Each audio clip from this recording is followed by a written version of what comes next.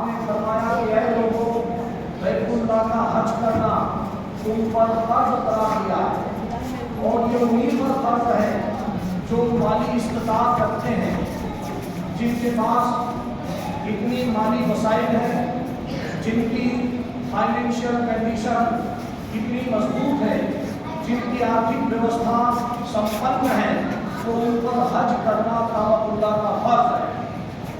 کسی نے پوچھ لیا صحابہ کرام کی جماعت سے کہ یا رسول اللہ صلی اللہ علیہ وسلم، زندگی میں ایک بار حج کرنا فرض ہے یا ہر سال کرنا فرض ہے؟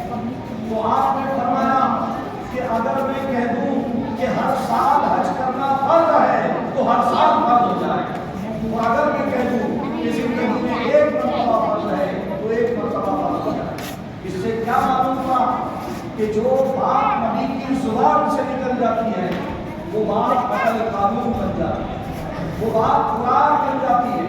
آپ کی زبان سے قرآن بولتا ہے، آپ کی زبان سے رحمان بولتا ہے۔ یہ صحابہ کرام کا عقیدہ تھا۔ آپ نے فرمایا کہ زندگی میں ایک مرتبہ حج فرض ہے، اور سال میں ایک مرتبہ زکات فرض ہے، اور اسی طرح سال میں ایک مرتبہ قربانی کرنا بھی واجب ہے۔ یہ مالداروں کے اوپر بات ہے، یعنی جن کے پاس 7.5 تولا سونا یا 52 تولا چاندی کی مقدار یا ان میں سے کسی ایک کی قیمت ہو تو اس پر حج کرنا بھی فرض ہو جاتا ہے، اس پر قربانی کرنا بھی واجب ہو جاتا ہے، اور اس پر زکات دینا بھی واجب ہو جاتا ہے۔ زکات اور قربانی ہر سال واجب طور پر ہے، اور حج زندگی میں ایک مرتبہ کرنا ہوتا ہے۔ اس کے بعد اگر کوئی کرتا ہے تو بھی فیل ہو جاتا ہے۔ تو میرے بھائیوں، یہاں سے حدیث مبارکہ پتہ چلتی ہے کہ امیروں پر حج فرض ہے، امیروں پر قربانی فرض ہے، امیروں پر زکات دینا فرض ہے۔ یا رسول اللہ، غریبوں کو حج کا ثواب کیسے ملے گا؟ امیر کو کعبۃ اللہ کی زیارت کریں گے، مدینہ شریف حاضری دیں گے، ان کو حج کا ثواب ملے گا۔ یا رسول اللہ، غریبوں کا کیا ہوگا؟ تو فرمایا کہ غریبوں کو مایوس ہونے کی ضرورت نہیں۔ میری امت کے غریب اگر اپنی گھر سے وضو بنا کر، پاک صاف کپڑے پہن کر، اگر گھر سے غسل کر کے اور کپڑے پہن کر جمعے کے دن جمعے کی مسجد میں نماز ادا کرنے جاتے ہیں تو اللہ تعالیٰ انہیں حج کا ثواب عطا فرماتا ہے، حج کا ثواب عطا فرماتا ہے۔ جمعے کے دن حج کا ثواب مسجدوں میں نازل کر دیا جاتا ہے، ہر مسجد کو کعبہ بنا دیا جاتا ہے۔ جو کوئی بندہ جمعے کے دن اپنے گھر سے غسل کر کے پاک صاف کپڑے پہن کر وضو بنا کر پوری تیاری کے ساتھ اگر جمعے کی نماز میں جاتا ہے تو اسے اللہ تعالیٰ حج کا ثواب عطا فرماتا ہے۔ پڑھیے درود پاک اللہم صلی علی سیدنا مولانا محمد وسلم صلاۃ و سلام علیہ وسلم۔ یہ فضیلت حج کی فضیلت ہے، اور یہ فضیلت جمعہ کی نماز کی فضیلت ہے۔ اسی لیے اللہ کے رسول نے جمعہ کی بڑی برکت فرمائی ہے۔ آپ نے فرمایا کہ جمعے کے دن اذان اول سے لے کر نماز اور دعا ہونے تک ایک گھڑی ایسی آتی ہے کہ بندہ اس میں جو دعا کرتا ہے اللہ تعالیٰ وہ دعا قبول کرتا ہے۔ جو دعا کرتا ہے اس کے گھر کرنے سے پہلے اللہ تعالیٰ اس دعا کو قبول فرما دیتا ہے۔ جمعے کے دن اللہ تعالیٰ دعا کو قبول فرماتا ہے۔ جمعے کے دن اللہ تعالیٰ برکتوں کا نزول فرماتا ہے۔ جمعے کے دن اللہ تعالیٰ رحمتوں کو نزول فرماتا ہے۔ حضرات محترم، پڑھیے کرتا ہوں درود پاک اللہم صلی علی سیدنا مولانا محمد وسلم۔ قرآن مقدس کی میں نے ایک مقدس آیت پاک تلاوت کرنے کا آپ کے سامنے شرط حاصل کیا ہے، اس کا ترجمہ سماعت کرنے سے پہلے آپ حضرات تھوڑی سی توجہ فرمائیں۔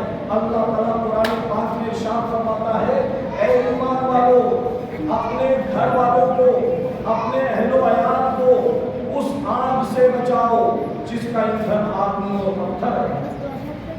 اس میں کون سی آگ کا ذکر ہے؟ یہ جہنم کی آگ کا ذکر ہو رہا ہے۔ اے ایمان والو، اپنے گھر والوں کو، اپنے بال بچوں کو، اپنے اہل و عیال کو جو تمہارے ماتحت ہیں ان کو اس آگ سے بچاؤ جس کا ایندھن آدمی ہے اور پتھر ہے۔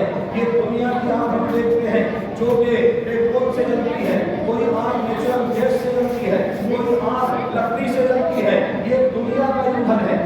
جہنم کی آگ کے بارے میں فرمایا کہ اس کا ایندھن آدمی بھی ہے اور پتھر بھی ہے، انہیں جہنم میں لوگوں کو ڈالا جائے گا، وہ ایندھن بنا دیے جائیں گے اپنے بدعمالیوں کی وجہ سے، اور پتھر کو بھی جہنم میں ڈالا جائے گا جو کہ ایندھن کے طور پر وہاں پر استعمال ہوں گے۔ اس سے یہ معلوم ہوتا ہے، علماء کرام اس کی تفسیر میں فرماتے ہیں کہ ہر بندہ مومن پر اگر وہ گھر کا مکھیا ہے تو اپنے بیوی بچوں کی آخرت کی فکر کرنا اس پر واجب اور فرض قرار دیا گیا۔ جس طرح ہم اپنے بچوں کی روٹی کپڑا اور مکان کی ویوستھا کرتے ہیں، جس طرح ہم اپنے بیوی کے لیے گھر کا انتظام کرتے ہیں، دنیا کے ساز و سامان کا انتظام کرتے ہیں، اسی طرح آخرت کا انتظام کرنا، ان کی آخرت کو سنوارنا، یہ بھی ہمارے اوپر لازم قرار دیا گیا ہے۔ اگر کسی بچے کی تربیت نہیں ہوتی ہے، آج وہ بچے مسجد کے اندر مستی کر رہے ہیں، بچے مسجد میں شرارت کر رہے ہیں، تو بچے کے ساتھ ساتھ اس کے ماں باپ بھی اس کے ذمہ دار ہیں۔ اس لیے کہ اللہ کے رسول نے فرمایا کہ باپ اگر اپنی اولاد کو سب سے قیمتی تحفہ دیتا ہے تو وہ ادب ہوتا ہے، وہ علم ہوتا ہے۔ دنیا کی جائیداد دے دی، زمین نام کر دی، مکان نام کر دیا، لیکن میرے بھائیوں سب سے اچھی اگر کوئی وراثت ہے جو باپ اپنے بیٹے کو دیتا ہے تو وہ علم کی وراثت ہے، وہ ادب و تہذیب کی وراثت ہے، وہ تعلیم کی وراثت ہے۔ اگر بچے کو آپ نے ادب سکھایا ہے، اگر بچے کو اور بیٹی کو آپ نے تہذیب سکھائی ہے، اچھے سنسکار سکھائے ہیں، اچھے اخلاق سکھائے ہیں، اور بڑوں کا ادب اور چھوٹوں پر شفقت کرنا سکھایا ہے، تو یہی آپ کے لیے جنت کا، آپ کے لیے جنت ہو جائے گی۔ اللہ کے رسول نے والدین کے بارے میں فرمایا اور اولاد کے بارے میں فرمایا، اولاد سے فرمایا کہ تمہارے ماں باپ ہی تمہاری جنت ہیں اور تمہارے ماں باپ ہی تمہاری جہنم ہے۔ یا رسول اللہ اس کا کیا مطلب ہوتا ہے؟ فرمایا کہ اگر تم ماں باپ کی خدمت کرو گے، ماں باپ کی فرما برداری کرو گے تو تمہیں جنت میں اللہ تعالیٰ جانے کا حکم عطا فرمائے گا، اور اگر تم نے ماں باپ کو پریشان کیا، ماں باپ کے ساتھ گالی گلوچ کی، ماں باپ کی نافرمانی کی، تو یہی ماں باپ قیامت کے دن تم کو جہنم میں جانے کا سبب بن جائیں گے۔ اسی طرح ماں باپ کے لیے اولاد جنت بھی ہے اور اولاد جہنم بھی ہے۔ اگر آپ نے اپنی اولاد کی اچھی تعلیم دلائی، اچھی تربیت دلائی، تو وہی اولاد آپ کو جنت میں لے جائے گی، اور اگر آپ نے اولاد کی پرورش کا دھیان نہ رکھا، اولاد کو صحیح تعلیم نہ دلائی، اولاد کو صحیح راستے پر نہ لگایا، انہیں نماز کا اور اسلام کا طریقہ نہ بتایا، انہیں دنیاوی تعلیم اور دینی تعلیم نہیں دلائی، تو یہی اولاد ماں باپ کو جہنم میں لے جائے گی۔ آج بڑے افسوس کی بات ہے، اللہ کے رسول نے پوچھا، اللہ کے رسول نے صحابہ کرام سے پوچھا، اے میرے صحابیوں بتاؤ یتیم کون ہے، اناتھ کسے کہتے ہیں؟ تو صحابہ نے عرض کیا یا رسول اللہ ہم تو اسے ہی یتیم کہتے ہیں جس کے ماں باپ انتقال کر جائے یا جس کا باپ مر جاتا ہے، اس بچے کو یتیم کہتے ہیں۔ آپ نے فرمایا وہ بچہ یتیم نہیں جس کا باپ مر جائے، یتیم تو وہ بچہ ہے جس کا باپ تو زندہ ہے لیکن وہ باپ کو جس کا باپ تو زندہ ہے لیکن وہ اپنے بچے کو تعلیم نہیں دلاتا، اپنے بچے کو صحیح تربیت نہیں دیتا ہے، وہ بچہ باپ کے زندہ ہوتے ہوئے بھی یتیم ہے۔ آج بہت سارے بچے ایسے ہیں کہ جن کا باپ تو زندہ ہے لیکن باپ کے زندہ ہوتے ہوئے بھی وہ بچہ یتیم کی طرح ہے، نہ اسے تعلیم کی طرف کوئی راغب کیا گیا، نہ اسے دنیاوی تعلیم دلائی جا رہی ہے، نہ اسے دینی تعلیم دلائی جا رہی ہے۔ آج بڑے افسوس کی بات ہے مسلم بچیوں کے معاملے میں، آج سب سے بڑا بگاڑ اگر کوئی نوجوانوں کے لیے اور بچوں کے لیے بن چکا ہے تو وہ موبائل بن چکا ہے۔ موبائل فون کے ذریعے سماج میں، سوسائٹی میں سب سے زیادہ بگاڑ پیدا ہو رہا ہے۔ ایک باپ نے اپنی بیٹی کو موبائل کو دلا دیا لیکن موبائل پر نظر نہیں رکھی، میری بیٹی موبائل میں کیا کر رہی ہے، کس کے ساتھ چیٹنگ کر رہی ہے، کس کے ساتھ وہ جڑی ہوئی ہے، سوشل میڈیا پر کس کے ساتھ اس کا کانٹیکٹ ہے۔ لیکن جب وہ لڑکی گھر سے بھاگ جاتی ہے تب ماں باپ کی آنکھ کھلتی ہے اور وہ کہتے ہیں صاحب ہمیں تو معلوم نہیں، ہمیں تو پتا نہیں۔ ابھی رات کے 12 بجے تک مسلمانوں کے لوگے راستوں میں بیٹھ کر موبائل دیکھتے ہیں اور موبائل کے اندر ساری رات گزار دیتے ہیں۔ میرے بھائیوں حالانکہ موبائل کوئی بری چیز نہیں ہے، سائنس اور انفارمیشن ٹیکنالوجی ٹیکنالوجی کو اسلام نے باطل قرار نہیں دیا. اگر ہماری تربیت اچھی ہو تو اس موبائل کے ذریعے ہم بہت فائدہ اٹھا سکتے ہیں. یہ موبائل میرے پاس بھی ہے اور اس موبائل کے اندر تقریباً 2000 کتابیں ڈاؤن لوڈ ہیں. 2000 دینی اصلاحی کتابیں. جو کتابیں آج مارکیٹ میں اویلیبل نہیں ہے وہ انٹرنیٹ کے ذریعے ہم موبائل پر ڈاؤن لوڈ کر سکتے ہیں. ہم قرآن پاک اس میں ڈاؤن لوڈ کر سکتے ہیں. قرآن کا ترجمہ ہم سماعت کر سکتے ہیں. آج انگلش میں بھی قرآن اویلیبل ہے, اردو میں بھی قرآن اویلیبل ہے, ہندی میں بھی قرآن اویلیبل ہے. ہم چاہیں تو انٹرنیٹ کا استعمال کر کے قرآن کو ڈاؤن لوڈ کر کے قرآن کو سیکھ سکتے ہیں. حدیثوں کی کتابیں ڈاؤن لوڈ کر سکتے ہیں. اسی موبائل کے ذریعے ہم چاہیں تو اپنی اصلاح کر سکتے ہیں, علماء کرام کی تقاریر سن سکتے ہیں, نعت شریف سن سکتے ہیں, اسلام کا بیان سن سکتے ہیں. میرے بھائیوں, یہ موبائل جو کہ میرے پاس ہے اس میں 2000 کتابیں ڈاؤن لوڈ ہے. میں بھی چاہتا وہ ویڈیو دیکھ سکتا تھا. میں اپنی مثال اس لیے دے رہا ہوں کہ جو تجربہ میں نے کیا ہے, experience is the best teacher. انسان کا جو تجربہ ہوتا ہے وہ اس کا بہترین استاد ہوتا ہے. میں نے فلسفی میں کیا مادھو کالج اجین سے. فلسفی میں کرنے کے بعد نہ تو میرے پاس کوئی نوٹس تھا نہ کوئی سلیبس تھا. ریگولر ایم اے کیا اور اسی موبائل سے چاروں سیمسٹر پاس کر کے الحمدللہ فلسفی میں فرسٹ ڈویژن کا ایم اے کیا. اس سے پہلے انگلش لٹریچر اور اردو لٹریچر میں ایم اے کر چکا ہوں. ٹرپل ایم اے اور بی ایڈ کیا تو اس میں موبائل سے بہت مدد ملی اور انٹرنیٹ کے ذریعے بہت مدد ملی. اور دینی کتابوں کو اگر ہم ڈاؤن لوڈ کرنا چاہیں, کئی کتابیں ایسی ہیں جو مارکیٹ میں اویلیبل نہیں لیکن موبائل سے ہم ڈاؤن لوڈ کر سکتے ہیں. تو میرا بتانے کا مقصد یہ ہے کہ اگر ہم نے اپنے بچوں کو تعلیم تو سکھا دی, تعلیم سکھانے کے بعد, تربیت سکھانے کے بعد اگر اسے موبائل دیا ہے تو وہ موبائل اس کے لیے نجات کا ذریعہ بن جائے گا. اور اگر ہم نے اسے تعلیم نہیں دلائی, ہم نے تربیت نہیں دلائی اور اسے موبائل دلا دیا, موبائل میں وہ کیا دیکھ رہا ہے, کیسے کیسے ویڈیوز دیکھ رہا ہے. میرے بھائیوں یاد رکھو, ہم ویڈیو ڈاؤن لوڈ کر کے ڈیلیٹ تو کر لیتے ہیں, ہم غلط باتوں کو موبائل سے ڈیلیٹ تو کر دیتے ہیں, لیکن یہ باتیں ہمارے نامہ اعمال سے کبھی ڈیلیٹ نہیں ہوتی. آپ کے ماں باپ نہیں دیکھ رہے ہیں, آپ کو کوئی نہیں دیکھ رہا ہے, آپ موبائل میں ویڈیو چلا رہے ہیں, لیکن یاد رکھو خدا تمہیں دیکھ رہا ہے. اللہ تعالیٰ جانتا ہے کہ بندہ کیا کر رہا ہے. اور روزے قیامت کتنے ہی لوگوں کو اس موبائل کے مس یوز کی وجہ سے جہنم میں ڈالا جائے گا اور جہنم کا ایندھن بنا دیا جائے گا.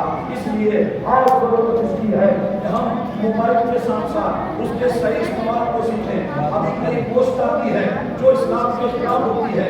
ابھی سرکار دو عالم صلی اللہ علیہ وسلم کے خلاف گستاخیاں کی گئی. کئی لوگوں نے بکواس کمنٹ کی اور مسلمانوں نے اس کو شیئر کیا. یاد رکھیے, کوئی بھی غلط نیوز, کوئی بھی غلط ویڈیو اگر آپ کے پاس آتا ہے تو خبردار اسے کبھی شیئر نہ کریں, بلکہ اسے وہیں پر ختم کر دیں, ڈیلیٹ کر دیں. اگر آپ شیئر کریں گے تو ہم دشمن کی جو چال ہے اس کو کامیاب کر رہے ہیں, ہم دشمن کا کام کر رہے ہیں. اس کے بجائے ہمیشہ اچھے ویڈیو شیئر کریں, اچھی باتوں کو آگے بڑھائیں. بری بات اگر آتی ہو کسی دھرم کے خلاف, کسی سماج کے خلاف, اس کو وہیں پر ڈیلیٹ کر دیں اور اس کو روک دیں, اس کو خبردار. جیسے کہ اللہ کے نبی کی شان میں یا قرآن پاک کی شان میں اگر کوئی گستاخی ہوتی ہے تو اس کو کبھی بھی شیئر نہ کیا جائے, اسے وہیں پر ڈیلیٹ کر کے ختم کر دیا جائے. اس کے بدلے میں قرآن کے بارے میں اچھی باتوں کو, نبی کی حدیث پاک اور نبی اکرم صلی اللہ علیہ وسلم کے مقام و مرتبے کو شیئر کیا جائے اور اسے پھیلایا جائے. اللہ اکبر. بڑی ایک مرتبہ پورے بات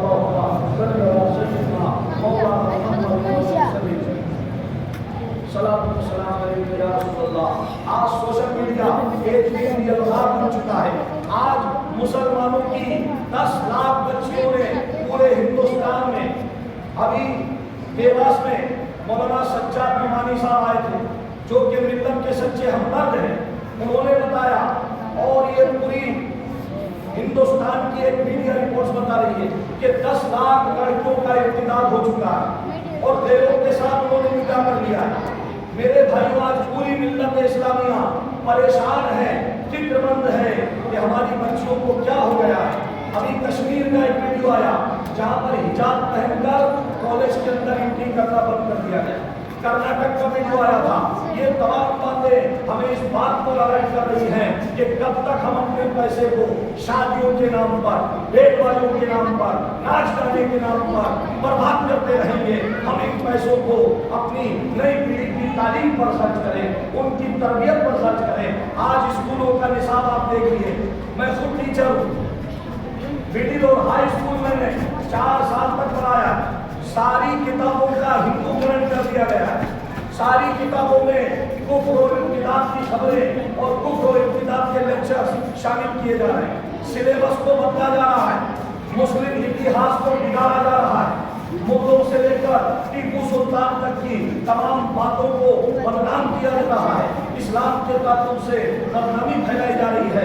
आज जरूरत इसकी है कि हम अपने बच्चों को दुनिया के साथ साथ दीनी तालीम को सिखाएं, वरना बड़ा होकर के वो बच्चा हो सकता है कि अपने ईमान से गिर जाए, अपने इस्लाम से गिर जाए और इब्तिदात की तरफ चला जाए। आज जो बच्चियां बड़ी तादाद में गैर मुस्लिमों के साथ निकाह करके इब्तिदात में मुब्तला हो रही है, अपने ईमान को, अपने अकीदे को बर्बाद कर रही है, तो उसके लिए जिम्मेदार उसके माँ बाप नहीं है, बल्कि पूरा समाज जिम्मेदार है। क्योंकि समाज ने एक ऐसा माहौल तैयार कर दिया है जहाँ पर गुनाहों के लिए तो सारे इंतजाम हैं, लेकिन नेकियों के लिए इंतजाम नहीं है, अल्लाह के रास्ते पर चलने के लिए इंतजाम नहीं है।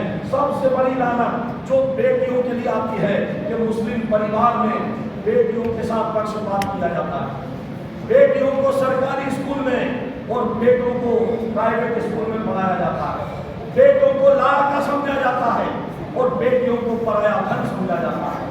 ये तसव्वुर इस्लामी नहीं है। इस्लाम ने महिला अधिकार की बात की है, इस्लाम ने विमेन एम्पावरमेंट की बात की है, इस्लाम ने औरत को तालीम का हक अता किया है, इस्लाम ने औरत को विरासत का हक अता किया है। आज देखिए आप मेरे भाइयों, अगर किसी के घर में बेटी पैदा होती है तो अल्लाह के रसूल फरमाते हैं कि बेटी के पैदाइश के तौर पर आसमान के तमाम फरिश्ते उस माँ बाप को मुबारकबाद देते हैं कि मुबारक हो तुम्हारे घर में बेटी पैदा हो। अल्लाह के नबी को 4 बेटियां अता की गई, 2 बेटे अल्लाह के नबी के हुए, 3 बेटे हुए। बेटे बचपन में इंतकाल कर गए, कोई बेटा जवान नहीं हुआ। 4 बेटियां जवान हुई, 4 बेटियों का निकाह फरमाया। हजरत फातिमा ज़हरा तैयबा ताहिरा का निकाह हजरत अली से फरमाया। 2 बेटियों का निकाह आपने हजरत उस्मान से फरमाया। 4 बेटियों का निकाह किया। अब मेरे भाइयों बताओ, आज हमारी सोच ये बन चुकी है कि बेटा होना चाहिए, खानदान कैसे चलेगा, बेटा होना चाहिए, बाप का नाम कैसे चलेगा। अरे नबी का चर्चा दुनिया में सबसे ज्यादा हो रहा है, कलमे में नबी का नाम है, अज़ान में नबी का नाम है, नमाज में नबी का नाम है, मुसलमान के ईमान में नबी का नाम है, लेकिन नबी का कोई बेटा बड़ा नहीं हुआ। नबी की बेटियां जवान हुई, बेटियों की शादी हुई और बेटियों से खानदान चला है। आज हम कहते हैं कि बेटा होना चाहिए, हमारा खानदान कैसा चलेगा। अरे महकता है दिल का जहान बेटी से, चला है नबी का खानदान बेटी से, नबी का चला है खानदान बेटी से। इस्लाम ने अगर बेटी, औरत अगर बेटी के रूप में है तो उसे रहमत करार दिया है। इस्लाम ने अगर औरत बीवी के तौर पर है तो उसे बरकत करार दिया है। इस्लाम ने अगर औरत बहन के तौर पर है तो उसे बरकत करार दिया है। अगर औरत बीवी है तो अल्लाह ताला की नेमत है, और अगर माँ है तो उसके कदमों में जन्नत है, उसके कदमों में जन्नत रखी गई है। कपड़ा खराब करो मत, हरी माँ की